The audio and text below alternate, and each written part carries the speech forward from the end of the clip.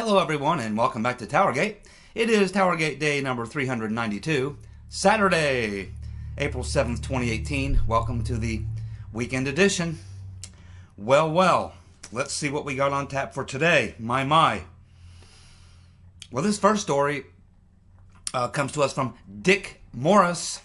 Some of you may be very familiar with Dick Morris. He has a great YouTube channel. Was Bill Clinton's advisor back during his presidency, and has a lot of good information for us. And this particular bit of information he's got for us today should not be a surprise to any of us, but nonetheless, let's take a look at this bombshell here. Dick Morris is reporting that Rod Rodenstein's wife actually has represented the Rotten Reverend Clinton 17 times.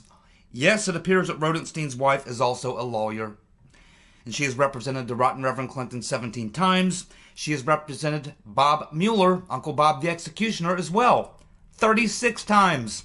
And the granddaddy of them all, Rodenstein's wife, has represented Obama 47 times. What area of the law do you think that she's an expert in? Well, it appears that what she and the owner of her law firm is, and she's the number 2 person there, she and the owner of her Washington law firm there, they are experts in beating back FOIA requests.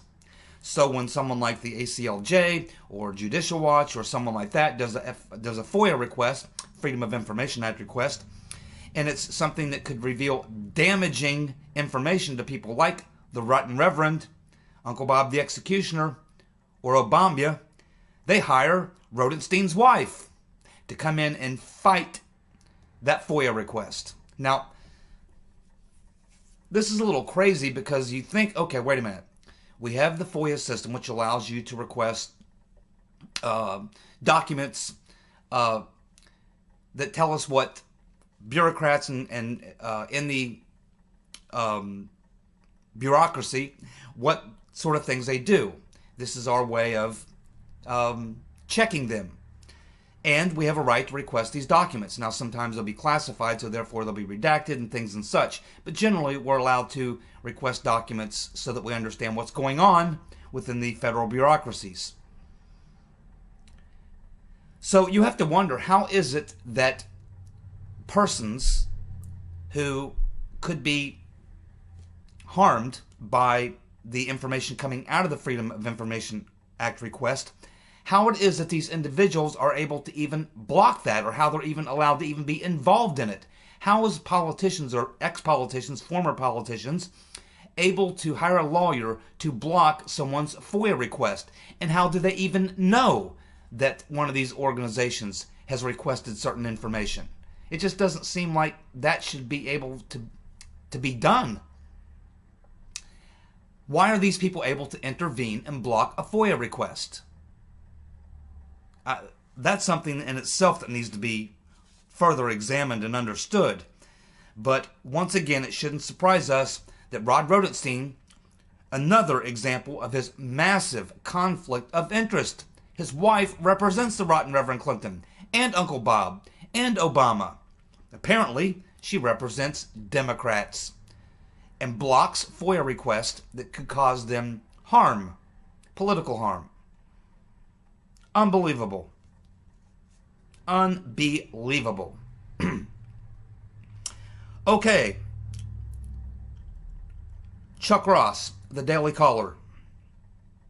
The Department of Justice will allow House and Senate Intelligence Committee members access to the Carter Page FISA warrants, of which there are 4 warrant applications, and they want to see the warrant applications.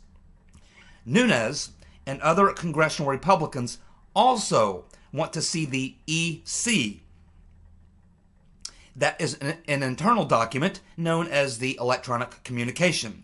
The one that they're specifically interested in is the one that laid out the basis for the Bureau's investigation into possible Trump campaign collusion with the Russians. Nunes is threatening legal action against the DOJ if he does not receive the EC as he has requested. Nunes wants to know if the EC cites the dossier as a reason for launching the investigation into Trump and his campaign team. Nunes wants the EC by the 11th of April. Yeah, he wants it to see if the dossier was used as part of the reason, or maybe likely all the reason, for launching the Trump-Russia investigation. But I think more importantly, what he wants to know is if that even exists. He's been requesting it for a long time, but it never shows up. And they're always fighting it. So I think Nunes really believes that there may not even be an EC, which means they may try to create one after the fact to cover themselves, which would be nearly impossible to do because, again, it's an EC, which means it will have a damp time date stamp on it. So we'll know the date and the time that the document was created in the electronic system. This is what makes it so difficult. You know, if it were a memo or something like that, they maybe could pull it off. But now everything is done digitally. Everything's done on your computer keyboard through your computer, which automatically logs every single keystroke. And therefore, you can look at the keystroke logs and you can see exactly when information was typed in, and you can know exactly the date and exact time of when that was done. So this creates a great big problem, and this may be why they're fighting it so hard. One of two things. Either, as Chuck Ross is suggesting, this EC would be very damaging because it would show that the dossier was the primary reason that the Trump-Russia investigation was launched. Or it could be the other thing, which is that they never had one at all. And that would mean that what you had was a rogue operation being done in cloak and dagger style, behind the scenes, without any official authoritative document, which you would need. You would need, before the FBI can launch an investigation, they don't just launch investigations off the seat of their pants. They actually have to sit down, they have to look at this, they have to have probable cause, they have to have a reason that they do it. And they document all this. Not only that, everything that the FBI does in terms of things that require manpower, they actually have to create within their budget, allocate the money for it. They have to say, okay, well, we're going to launch this investigation. We're going to need, 20, 30 people. That means we're going to have to allocate X amount of dollars towards this. And so this is all figured out in their budgets and everything. So there should be a lot of evidence of exactly when they launched this investigation, why they launched it, how many agents were working on it, how much money was allocated to it, what the time frame was, what they were hoping to find, what their targets were, what the subjects were. All these things should be contained within the EC, if one exists. So we will have to wait and see as we are approaching the 11th here in a few days. We will find out. But Nunes has threatened really to go two different directions, or actually two things that he would do. Number one, you would go to a federal judge if they do not comply, and you can say, hey, I'm Devin Nunes, I'm the House Intel Committee Chair, I have within my position the authority to request this document, and they must produce it. They have not done so. And so I want to force them by subpoena from a federal judge, a court order, that they must produce this document within X amount of days. If they still, after a federal judge issues the ruling and says, yeah, you're right, they must produce the document, here's the court order to do that. If they continue to delay or not follow through and do as they are ordered by a federal judge order, then the next thing would be to impeach them. You would actually have a vote in the House, and all you need is a simple majority, and then it would go to the Senate where you need 2/3 of a vote. I don't know if they would get 2/3 in the Senate, but you don't even want this happening, because what we were talking about is literally impeachment hearings of an attorney general, an assistant attorney general, FBI director, and possibly other people involved. I think would primarily target Rodenstein and Wray, because they are the two that's holding it up. As far as we know, Sessions has been leaning on them to get their act together and start producing these documents. So I don't know if they would target him, but they would certainly target Rodenstein, who we can now see is full of conflicts of interest. So that's where the situation lies right now. Harris County, Georgia. Sheriff Mike Jolly. the Georgia Sheriff Mike Jolly has posted a sign right out front the sheriff's office that reads, "Our citizens have concealed weapons. If you kill someone, we might kill you back. We have 1 jail and 365 cemeteries. Enjoy your stay." So here we can see something good is happening, and it's happening all around the country. We are finally starting to see people fighting back against the lunatic left. They're fed up. They've had it. The silent majority is now starting to stand up, including a lot of sheriffs. Keep in mind, sheriffs are elected officials. They have a lot of power. Look into it for yourself. People don't realize how much power the sheriff has. But essentially, he's not a politician, but he is an elected official. And they do have within their authority a lot of power. And some of these sheriffs we're now seeing, just as I've told you about the sheriff here in my county, he knows how much power he has, and he does exercise it. And we're now seeing other sheriffs standing up and exercising the power they have. We're actually seeing this out in California as we see more and more cities saying, wait a minute, we're bound by federal law, and the state is asking us or telling us, ordering us to violate federal law with these sanctuary cities and blocking people from being picked up by ICE and various other things. And I think we now have 6 major cities in California who are now coming out against the Governor Moonbeam, and they are siding with the federal government statutes and saying we're not going to comply with California state edicts from Jerry Brown to hide these illegals from ICE. We're not going to take on these sanctuary city policies that are being imposed on us by the state. We're going to look toward the federal law, and we're going to observe that. So you can see these cities are fighting back, and a lot of this is coming from the sheriffs in these counties because they're finally starting to realize they have a lot of power, and they're now starting to use it, which is good. We're fighting back, finally. Well, Trump will not attend the Washington Correspondents' Dinner. This will be the 2nd year in a row. If you remember last year, instead of going to the Correspondents' Dinner, he went out and gave a huge rally, I think in Pennsylvania or Virginia. I can't remember which one. West Virginia. It was either Pennsylvania or West Virginia. He went and gave a great rally and had a lot of fun poking fun at the Washington establishment journalists, so-called journalists. They're actually scribes is what they actually are. Yeah, I mean, the Correspondents' Dinner, I bet he don't go to a single one. His entire 8 years as president, he won't go to a single one. And really, if you don't have the president at the Correspondents' Dinner, it's useless to even have it. That's the whole point. It's the fact that the president goes and hangs out with the very journalists, so-called journalists, who cover him.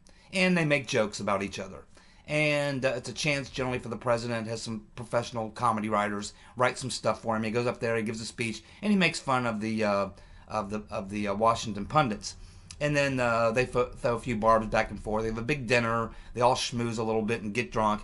It's really a nasty affair with no redeeming qualities. Trump realizes this. He wants nothing to do with it. He doesn't like the media who's out to take him down every day. Why should he want to go sit in a room with these people and have fun with them? He doesn't. He doesn't like them. He doesn't find it very much fun to be around. He's going to completely ignore them. And that's good. Maybe they'll just cancel the remaining Correspondents' Dinners for the rest of his terms as president so that we don't even have to bother with the cancellations. That would just be fine with me and probably very fine with President Trump. Sessions. Attorney General Sessions, the eager beaver, the overachiever, has announced zero tolerance policy in illegal border crossings. Finally, this directs U.S. attorneys to prosecute every illegal border crossing. Thank you very much.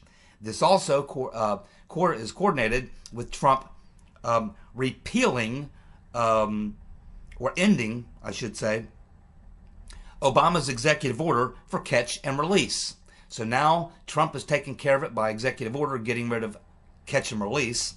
And Sessions has announced the zero tolerance policy, directing U.S. attorneys to arrest every single illegal who crosses the border and to prosecute them.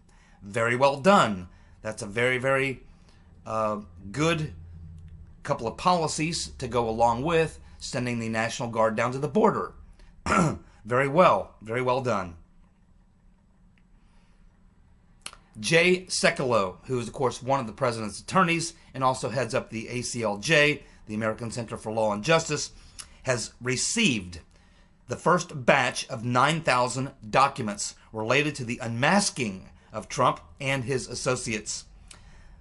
These documents are being provided after the ACLJ FOIA requests. Sekulow will announce on his show on Monday some of what has been learned after receiving the first batch of documents.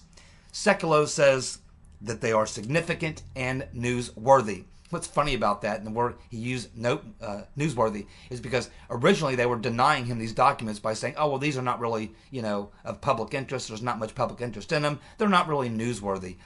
He's finding out that they're quite newsworthy and that there will be a lot of public interest. And he's only received some of the 9,000 documents that are available to him, which I assume will be coming his way at some point. So we'll keep watching for that and see what we learn on Monday from what has come out of these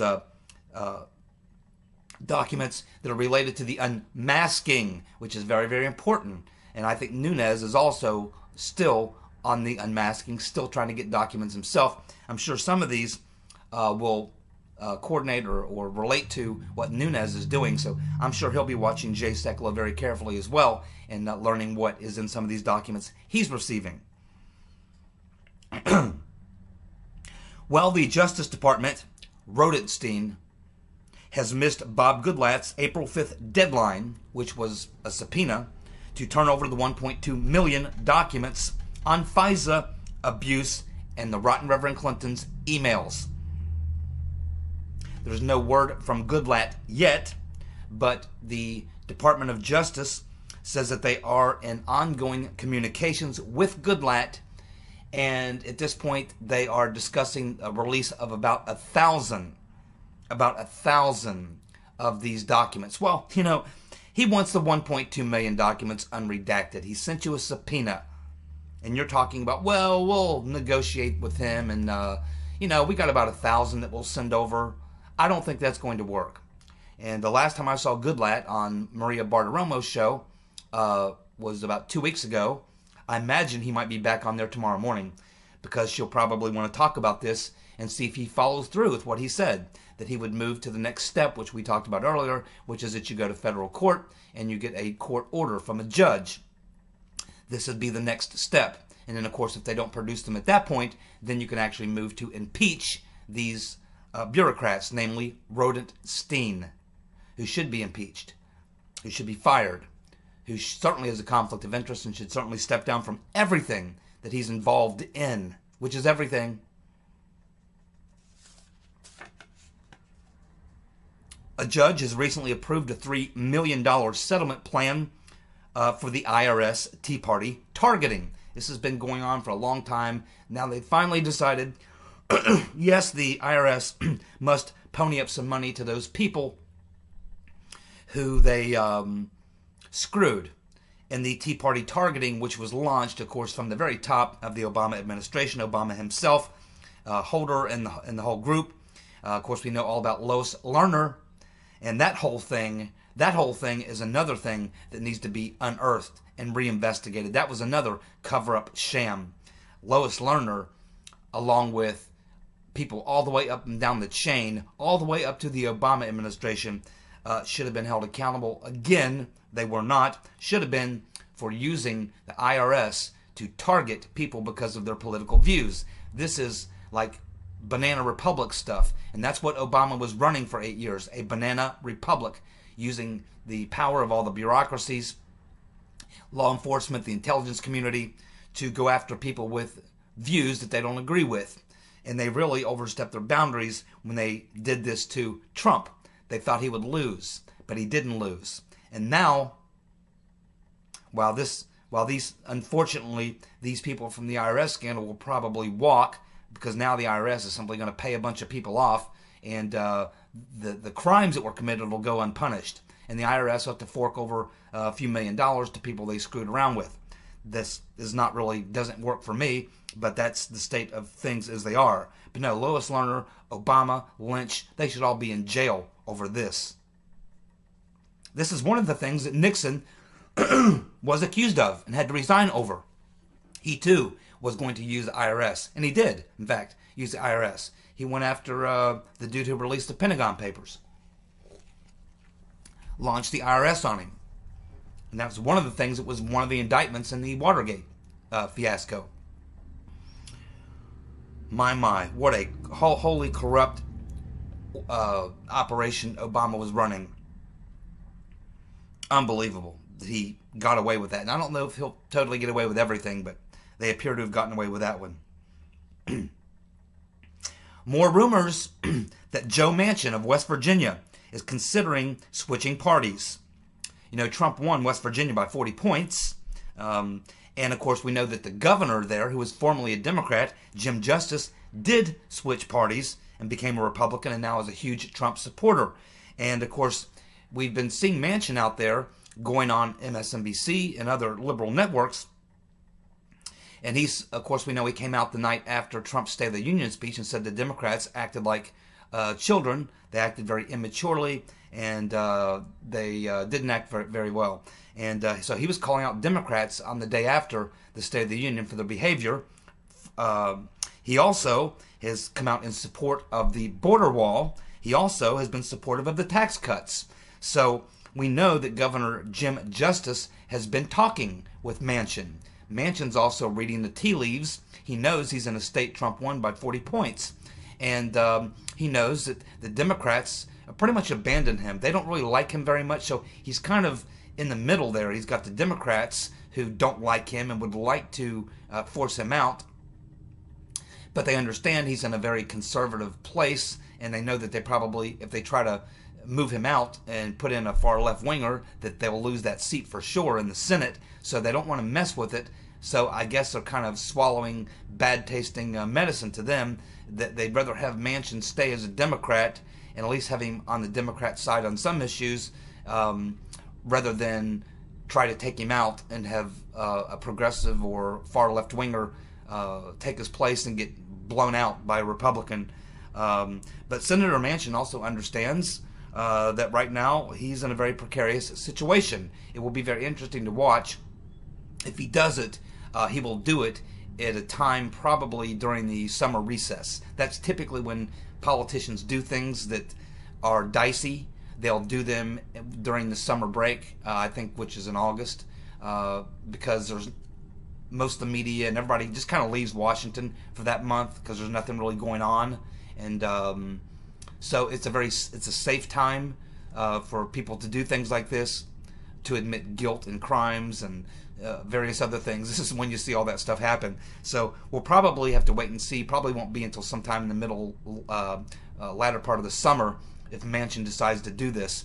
And, you know, I don't love Jim Manchin or Joe Manchin. He's, you know, kind of a wishy-washy Democrat, so I would just as soon see him get defeated by a true conservative. That would be better for me, for all of us. But, you know, to see him switch parties, you know, it's better than nothing, but I think he can be defeated. So I don't think he'll be defeated in a primary, a Democratic primary, but I think he could certainly be defeated in the general in West Virginia. So we'll just have to keep watching and seeing what happens there. But if that happens, it'll probably happen in August.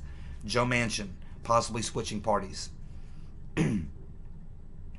Now, two important questions, and this is coming to us from the Conservative Treehouse, which they lay this out very good with a timeline and everything like that.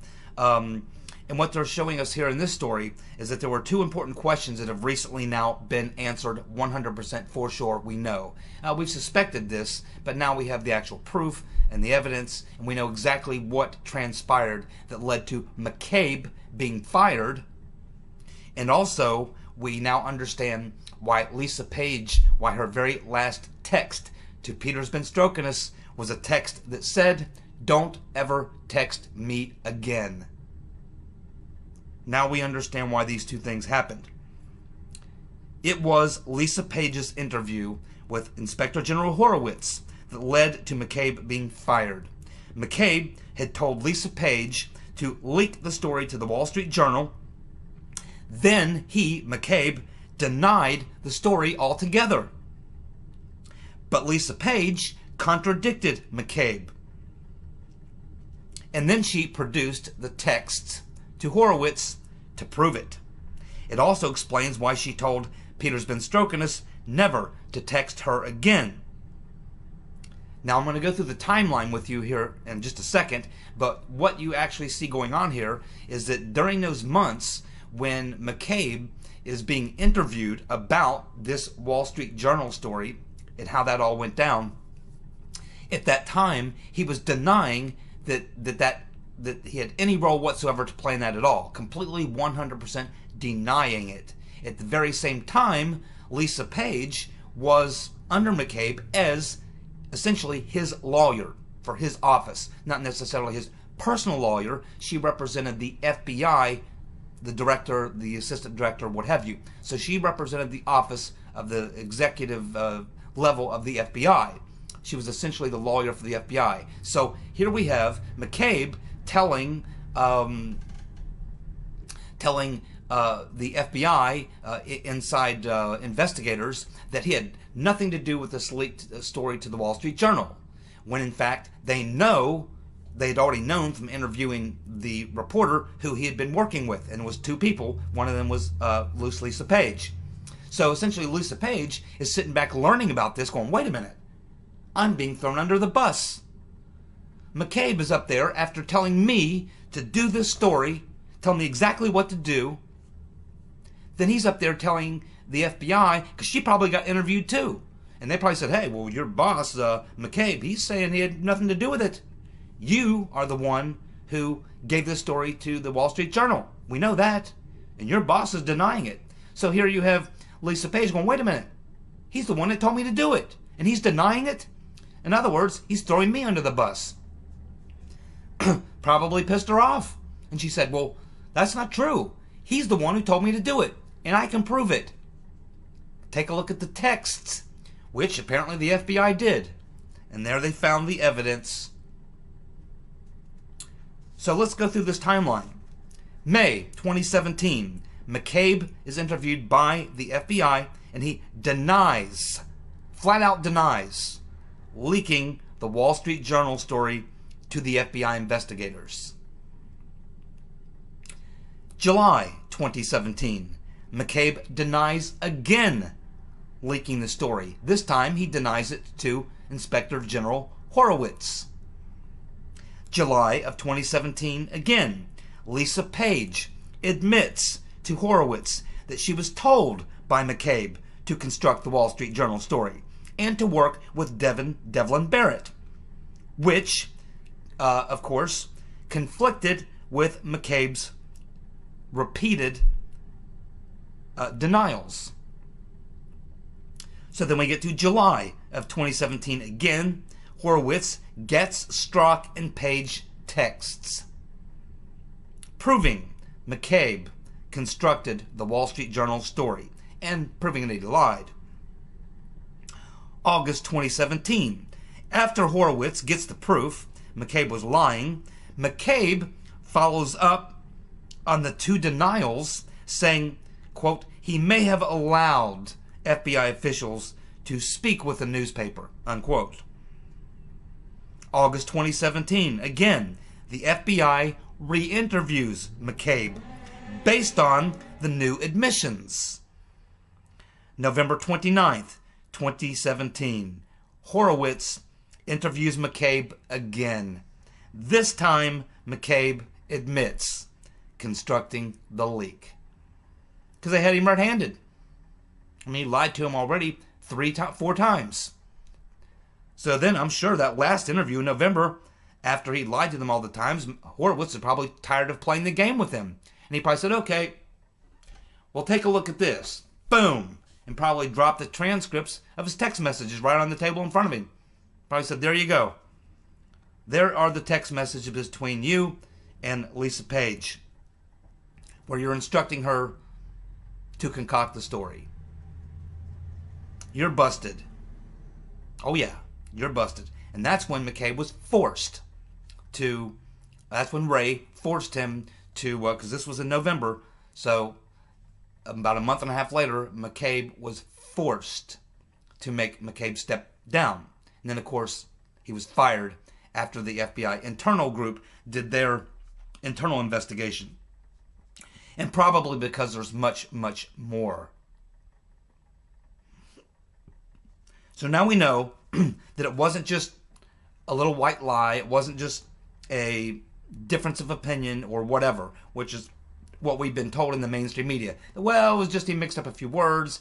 No. He flat out lied. He said he had nothing to do with the story, no part whatsoever, said that 3 times. Then he finally said, okay, well, the 4th time, after the 3 times of flat out lies, then he says, okay, well, yeah, I may have instructed someone to do something like that. About a half lie. And then Horowitz interviews him for the last time, says, you know what, the game is up. We've been going through this now for 6 months. You lied here, you lied here, you lied here, you lied here. Guess what? Here, read that. That's your text messages with Lisa Page. You're busted. And that's when McCabe knew he was done. The Wall Street Journal story in question, the one we're talking about, was about, the original story was about Jill McCabe's Senate seat run and the fact that she received sizable campaign contributions from Democrats and with help, in fact, recruited by Terry McAuliffe, friend and bagman of the Clintons. And so what happened is the Wall Street Journal writes this story, and McCabe reads it and says, hey, I need to fix this. I need to correct the record. This looks bad. And so he instructed Page and what's his name, and the other guy, Page and Michael Corton, who's the public relations guy at the FBI, says, I want you to write a story, get with this guy, Devlin, and Devlin Barrett, and write the story and say this and fix the first story that's making these accusations. And they, constructed a new story, a cover-up story. So McCabe, not liking the initial Wall Street Journal article, directed Lisa Page and Michael Corton to contact the Wall Street Journal reporter Devlin Barrett and to construct a follow-up story to set the record straight. No, actually to muddy up the record and to try to clear McCabe and to cover up what really happened. Lisa Page, something else needs to be noted that we've learned, Lisa Page also had quit Mueller's team after setting the record straight with Horowitz.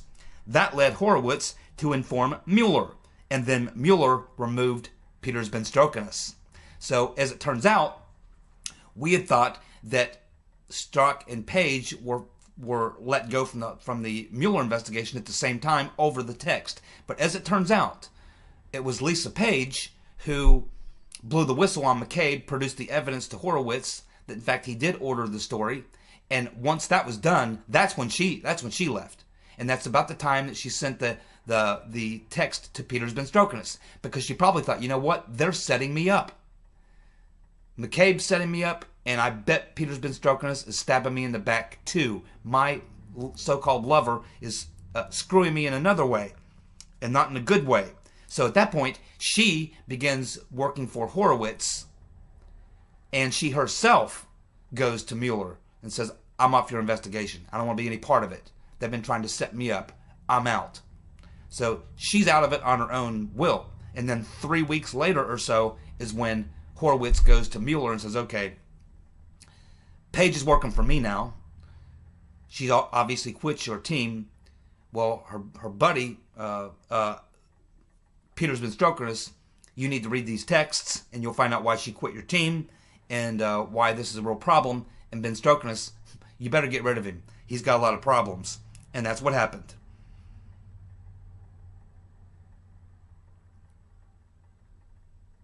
It appears now that Comey and McCabe were setting up others to take the fall. Comey was trying to set up Priestap and blame him. We saw that in the hearings. And McCabe was setting up Page and Michael Corton. Looks like it's not going to work out.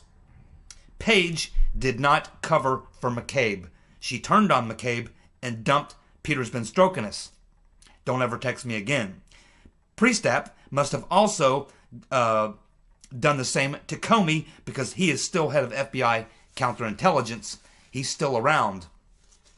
So he too must have realized that Comey and McCabe, same thing Lisa Page realized. They realized they were going to be thrown under the bus by McCabe and Comey, and they turned. And that apparently is what is happening. There we go. Thank you so much for tuning in. I'll be back tomorrow with another TowerGate. You guys stay warm. We woke up this morning with snow on the ground. So anyway, we'll get there. You guys have a good day. Goodbye.